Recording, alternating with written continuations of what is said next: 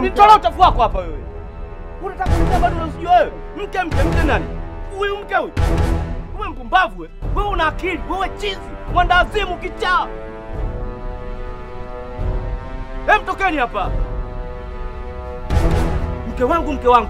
Hata kuku wana mke. Mpumbavu mkubwa wewe. Wewe chizi Wewe kichaa. Kichwa cha mwandazimu.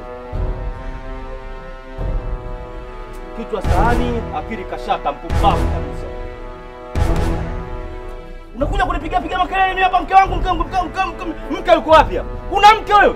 Wewe una mke? Yaani unakaa unasema una mke? Mke mfupi kama nyundo. Kichwa chako kidogo, akili hamna. Mpumbavu. Nilikuwa nataka nilale. Subiri kwanza niondoke.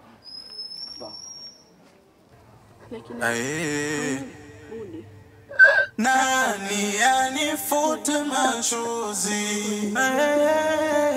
Nani anifute machozi? Moyo una majonzi. Nani anifute machozi? Nani anifute machozi? Machozi.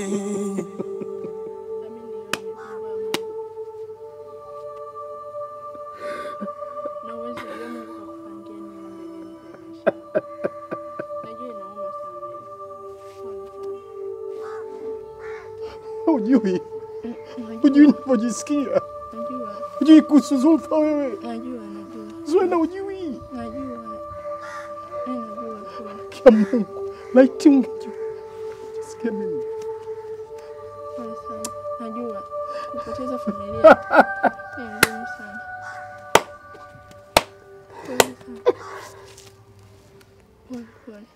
Pole kaka. Msiletee biashara hizo mshikaji wangu. Mizinguzi mimi sina kwenye changu babu. Mizinguzi kwenye changu sina. Alafu sasa kama vipi mtakuja kuona sasa mziki nitakaoashia. Mimi nilikuepo. Babu we. Mimi najua biashara hizo. Mimi usiletee ramani hizo. Ramani usiletee hizo mshikaji wangu. Mimi usiletee ramani hizo kabisa na wazingua wote. Alafu utanijua sasa mimi nani. Oya babu. Subiri niwatie katika msitu wa Amazon alafu mcheke sasa. Mimi nimehusikaje au mimi nimechukua hiyo hela au mimi nilikuwa kwenye dili nimezurumiana na kakaangu mimi sielewi ninja sielewi. Nazingua bwana. Sielewi. Mimi nawazingua wote sasa. Sasa mimi yaani kama ukitaka kunifahamu mimi nani subirini nione. Mimi nimehusika nini? Yaani mimi nimehusika. Na unafahamu kila kitu ule bro wako. Sio kwamba uelewi kinachojiri. Ndio bro wangu lakini mimi nilikuwepo kwenye mishi zenu. Mimi nimezurumiana mimi nilikuwepo. Za kitoto ninja. Unazingua mwanangu. Biashara za kitoto mimi msiniletee. Unazingua afu mtuneteana huko down kabisa mambo gani rafiki yangu? Naleta utoto udogo mimi sio sifanani na nyinyi mtu wa sasa. Mimi nimezingua nini? Mimi nimezingua nini kwako? Kwa kuzingua bro mimi nimezingua nini? Wote mnafahamu mnachokifanya. Kwani hamjui mnachokifanya? Mnajua mnachokifanya. Miausho mimi sipendi na watoto wadogo, michezo na watoto wadogo mimi sipendi babu. Makubaliano alikuwa wewe na yeye. Mmekubaliana issue zenu. Mimi zinanihusu. Mimi nilikuwepo wakati mnakubaliana mmezurumiana. Oya kicha wangu sikia nikichane. Vipi? Mambo mdada. Mambo kama nini sasa? Hapana, naona kama kuna ugomvi. Wewe unahusika na nini katika hiyo? Hapana. Yaani nimeona kuna ugomvi hapa ndio maana nauliza hivyo. Kama fanya yako dada. Dada kama umemfuata bashako ongea na bashako afu mazingira yetu si ya kuhusu wewe. Mimi unanielewa? Lakini sasa mbona oya sikia mwamba. Umesikia? Mimi alicho ajabu simaindi. Umenielewa Mimi mwenyewe nishavuruga afu mimi mwenyewe sielewi mazingira haya hapa. Na kuzingua wewe na familia yako yote. Mdada. Nikaushie babu mdada kitu gani unanijua mimi wewe?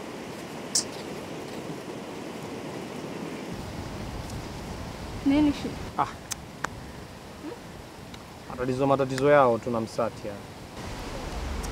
Subiri nakuja.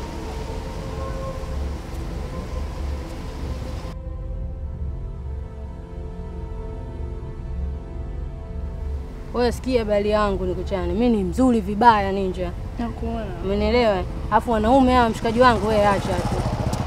Yaani wanaume vichwa vibovu mshikaji wangu ukifikiria sana ndio unakuta mazingira kama haya hapa tunaishi nayo.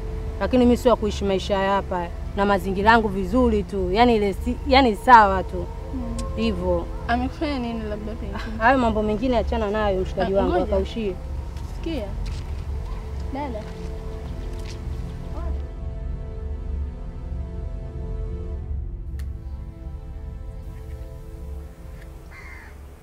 Bora alifuatilia sana.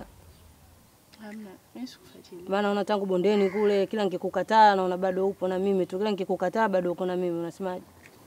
Unaweza ukaona kama nakufuatilia sana. Lakini kuna baadhi ya vitu ambavyo unavifanya nimeona sio sahihi kwa wewe mtoto wa kike kuishi maisha hayo unayoishi. Kiuhalisia yani nahisi haya sio maisha yako. Haujazaliwa wewe kuja kuishi hivi yani. Sikia Mwamba. Mimi nilikuwa na mazingira mazuri sana. Nilikuwa nzuri sana. Sawa. Kwa naishi na mwanangu na familia yangu na mume wangu. Lakini mwanaume yule aliamua yani alinifelisha, akanirudisha nyuma kiasi cha kwamba alinitimua katika mazingira na mtoto wangu ya nyumbani kwangu. Akachukua kila kitu. Unaona? Kwa hiyo nikaanza kuishi katika mazingira ya mpangalanyiko. Mtoto nimemtupa kwa bibi yake, mimi mwenyewe ndio nimeona bora hata niishi maisha haya tunayoishi. Hivyo Mwamba.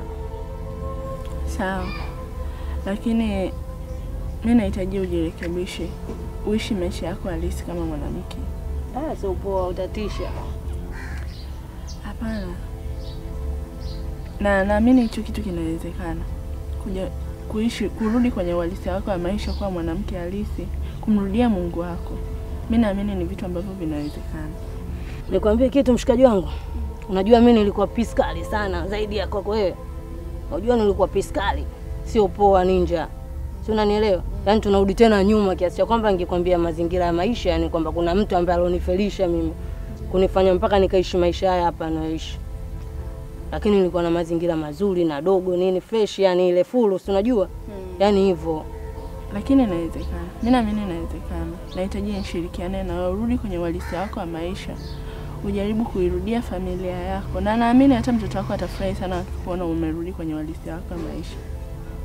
Hata mama yako pia atafurahia kuona umerudi kuwa mwanamke halisi. Na sio hivi ulivyo hivi. Umetisha, sio poa. Fresh. Umetisha. Umekuelewa, nitalifanyia kazi hilo. Au unasemaje? Sawa, nilikwambia nitakupeleka sehemu zenye historia kidogo Bagamoyo tuzijue kwenye ukanda wa Bichibichi. Sawa. Na haya ni makaburi. Eneo la makaburi na kaburi lile pale. Lendo la huyo Mwanamakuka mwenyewe. Mwanamakuka ndo nani? Ya kwa kifupi sina historia yake kubwa sana, ila kwa jinsi ninavyomjua Mwanamakuka. Mwanamakuka ni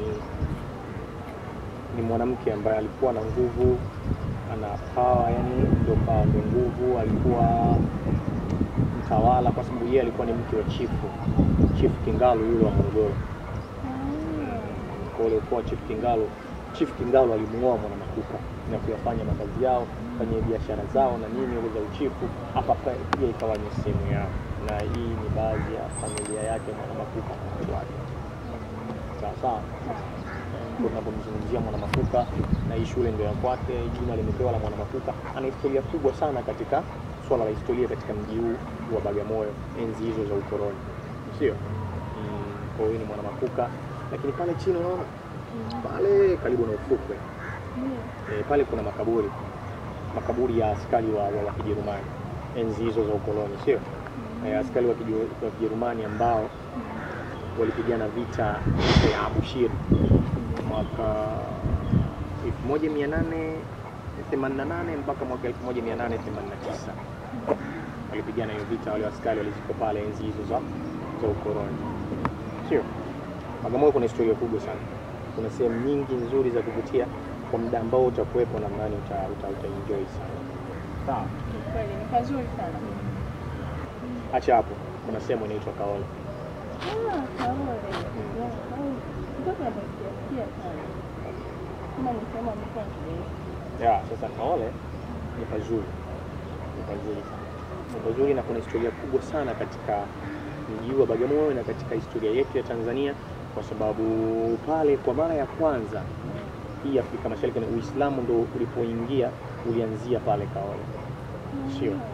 Na waliokuja ni Waarabu ambao ni Washirazi wakitoka huko katika huba ya Uajemi. Walikuja wakaika makazi yao pale Kaole. Na Kaole ni neno fulani hivi la Kizaramu na Wakwere sisi huko. ni tuchole tukalole, walisema twende tukaone. Baada ya wale wa Shirazi kuja pale kufanya makazi na kuanza kujenga, Wazaramu na Wakwila wakasema tuchole tukarore, twende tukaone. Kwa ndo ile kaole wakaenda kuona. Kwa pale tunaenda tunamkuta Sheikh Ali bin Juma ndo shehe ambaye alikuwa pale amejenga msikiti mkubwa. Kuna kisima ambacho maji yake ni ya baridi lakini yako kwenye bahari kanda, yani maji ya ufuko kama hivi hapa, lakini kwenye wale maji ni ya baridi na hajawahi kukauka. Hapo kaole. Lakini utafika. Na kama haitoshi kuna kaburi la wapendanao. Kama usikia nataka kwenda kwenye kaburi la wapendanao, ipo kaole. Unasikia? Kwa kwenye ile kaburi la wapendanao watu wanaenda, watu kama wana mgogoro wa mahusiano sio na nini, waga wanaenda pale wanafanya kama kutambika, wanaweka sijui nini kwa yaombea mahusiano yao, vitu vya kiimani. Lakini pia kuna binti mdogo alikuwa anaitwa Sharifa, binti ambaye yeye inasemekana alikuwa ni kama wale matabibu wa kiimani kipindi hiko, walikuwa wana nguvu sana. Alikuwa binti mdogo lakini anatibia, anafanya nini. Kwa bahati mbaya alifariki akiwa na umri mdogo sana, akiwa na miaka 9. Na siku ya kifo chake alikufa na mabinti wengine kama wawili hivi kama sio 3. Alipokufa alisema kama malaika wamemsindikiza. Kwa kuna hiyo, kuna mbuyu ambao una miaka kama 500 hivi uko pale, mbuyu ambao watu kipindiko walikuwa wanasema unaenda unauzunguka ule mbuyu, ukitoka kulia kwenda kushoto kuzunguka kuanzia kulia, maana yake miaka yako ya kuishi inaongezeka, ila kutoka kushoto kuzunguka hivi miaka yako inapungua. Kwa sababu ukienda pale ukizunguka kushoto miaka inapungua. Lakini vitu vya kiimani sio kweli, lakini vitu vya kiimani kuna hivyo. Takupeleka huku msalabani, kuna sehemu wa Roma walivyoingia. Roma ilianzaje, wakafanyaje, walikuja huko Roma walivyoingia. Twende Ngome Kongwe, utatembea sehemu nyingi. Hapa ni chuo cha sanaa kinaitwa Tasuba. Mali Tasuba. Nimecheza ngoma ile siku. Kabla napenda nao si. Sawa. Kwa mimi kiukweli kama ningesoma nilikuwa napenda sana mambo ya history. Ingawa elimu yangu kidogo ilikuwa ya kuunga wazee walishindwa. Nimefurahi sana kupatembelea Bagamoyo.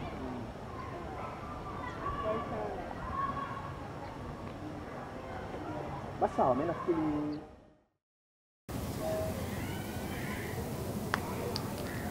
Hello. Shikamoo. Salama tu za huko? Naendelea vizuri. Habari gani hiyo mama? Sawa. Lakini mama, mimi kuna vitu bado navifuatilia huku. Kwa hiyo mimi nadhani hiyo itakuwa ngumu. Labda wangenisubiri tu nimalizie kufanya hichi kitu ninachokifanya nitakuja. Sawa mama. Asante mama. Siku njema.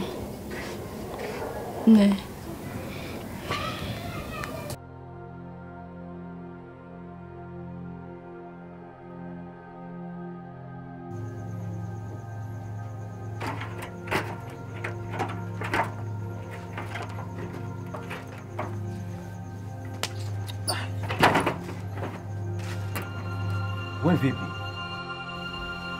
nilikuwa nagonga hapa muda mrefu. Na nikapumzike. Wewe, tangia lini hiyo habari? Siku mbili hizi. Haiwezekani kitu kama hiko. Wewe chumba chako iko hapo iko. Mimi chumba changu wiki. Huku unataka kuja kufanya kitu gani? Kwa hiyo mimi nanihusu nini kuhusu mgeni? Mambo na mgeni wako mimi siyataki. Taratibu nini? Sikia nikwambie kitu. Hivi wewe mtoto? Wewe ni mwanga siku hizi? Wewe ni mchawi? Wewe ni jini? Hapa mlangoni wewe unakaa muda wote unafanya kitu gani hapa? Hivi wewe jini, mwanda wazimu au mchawi?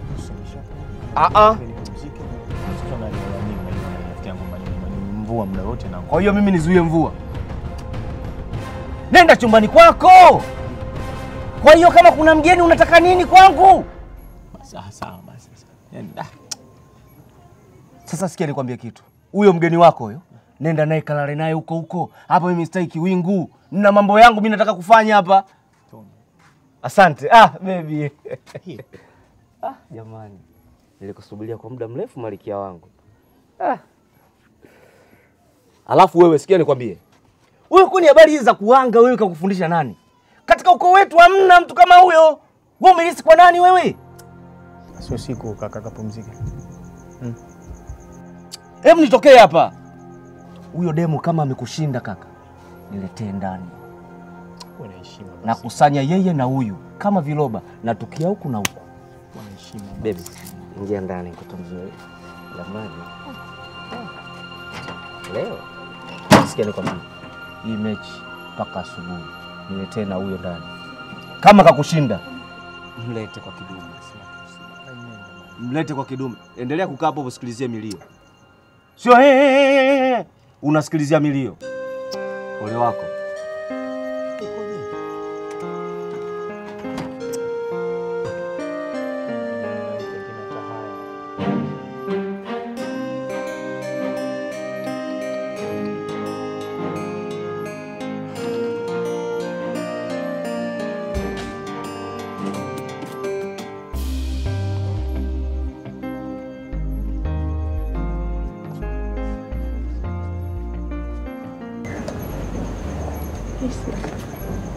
Usijali, twende tukalale wote.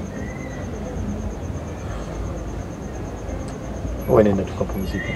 Hapana, siwezi nikakuacha nje. Inabidi twende tukalale wote. Twende, kuwa na amani. Mimi nakuamini.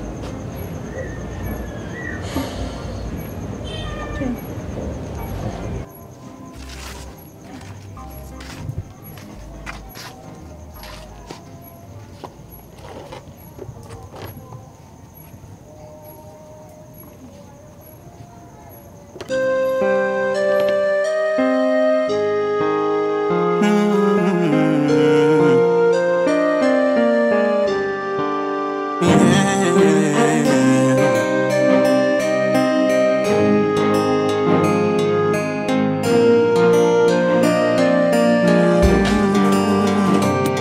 Fikiri makosa, maana kila kukicha maisha yangu, huzuni yangu, moyo unasota, au sina nyota na maisha yangu, huzuni yangu.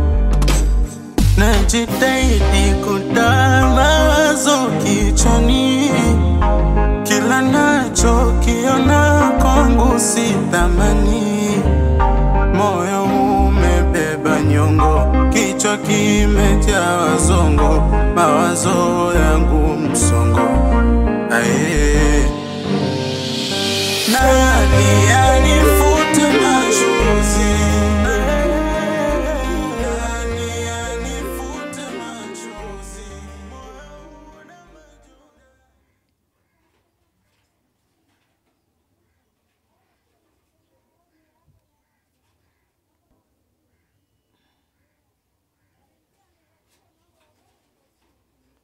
Hello? Ndio mjomba, ushafika hapo stendi? Sawa.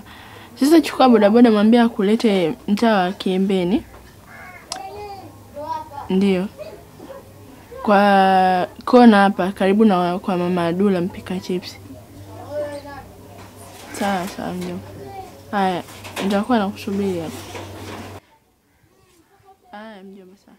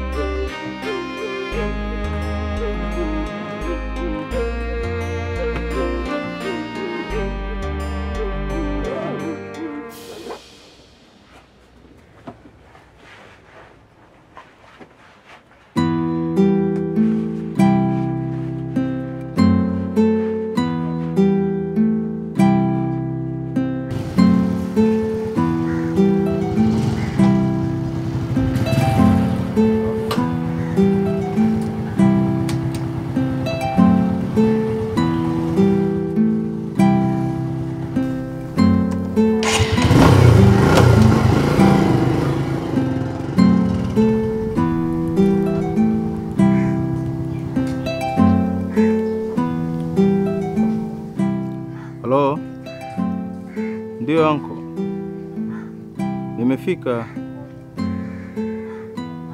Sawa.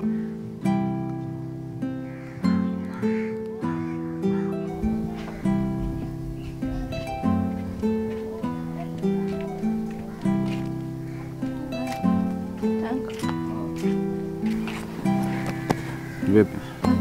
Na siku nyingi. Nzuri. Naendeleaje? Naendelea vizuri. Naendeleaje? Salama. Ndio unaishi hapa? Kwa huko nyuma. Sawa. Tunaweza tukaondoka. Tuondoke.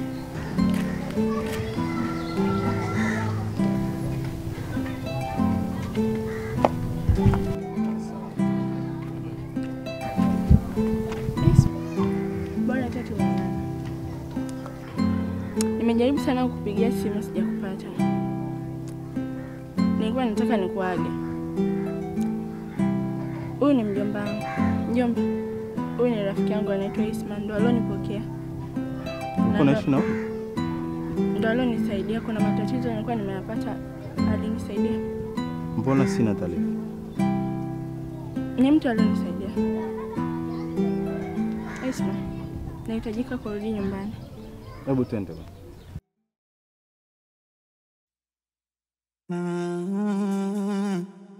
Sifikiri makosa, ana kila kukicha maisha yangu, huzuni yangu, moyo unasota, au sina nyota ya maisha yangu, huzuni yangu.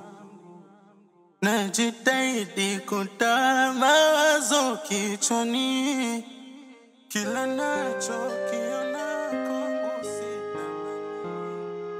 Imekuwa kama ndoto niliyokuwa naiota, na sasa nimeamka na kurudi katika maisha yangu yale yale, mimi peke yangu. Laiti ungeona kile kilicho na utamani ndani ya moyo wangu, basi ungejua kuwa lile jeraha lilokuwa limeanza kupona leo limefufuka upya. Ona sasa, nimejua kuwa nakupenda baada ya kuondoka katika maisha yangu. Ewe mwenda zako, umefanya kila siku na kukumbuka. Nimekuwa tena peke yangu nikigaagaa na upwa. Ila sawa, kwa kuwa ulisema utarudi, acha niisubiri. Lakini usisahau, ile kesho ya jana ndio imekuwa leo imeshafika. Najua liko mbioni kuzama, naona tukusi amechachamaa. Sijui chombo chako kimeenda mlama ama vipi? Mimi Beach Boy.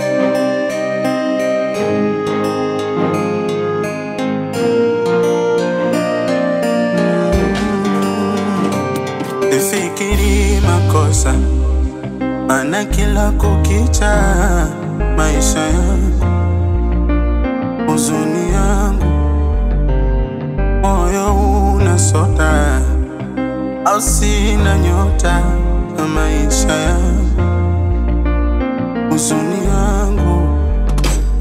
Najitahidi kutoa mawazo kichwani, kila nacho kiona kwangu si thamani.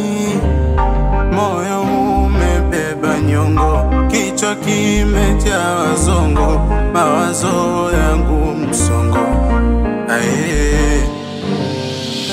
Nani